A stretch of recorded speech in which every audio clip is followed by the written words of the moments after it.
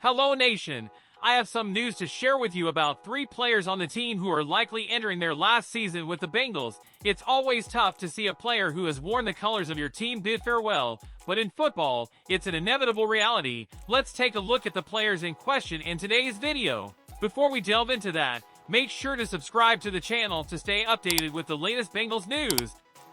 At number 3, we have Tyler Boyd. It's somewhat surprising to see him on the roster for the 2023 season, considering that cutting or trading Boyd could save the Bengals nearly $9 million against the salary cap. According to Over the Cap, the team needs to focus on the future and re-sign key players, so saving that amount would be valuable. Boyd is aware that this might be his last season donning the stripes of Cincinnati. At 28 years old, he still has a lot to offer and could be a starting wide receiver on many teams, or at least a second wide receiver. This makes his contract expensive for the Bengals, considering they already have Ja'Marr Chase and T. Higgins as their first and second wide receivers, respectively. Boyd achieved his goals while Chase joined the team in 2021, but now he'll be behind these two players in the depth chart.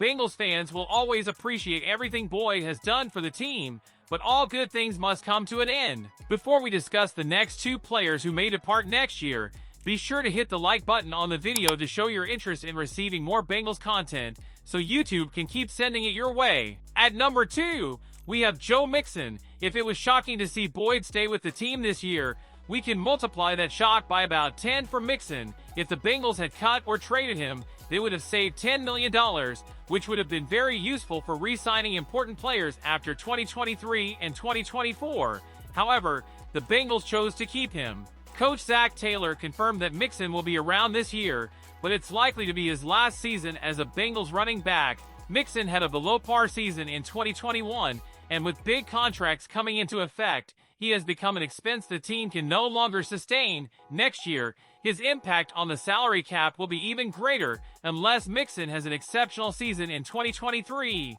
It's unlikely we'll see him wearing the Cincinnati Bengals uniform in 2024. At the top of the list, we have Jonah Williams. It's almost certain he won't be back in 2024. Some may even be surprised to see him still on the team, considering he requested a trade in March, putting the team in a difficult position.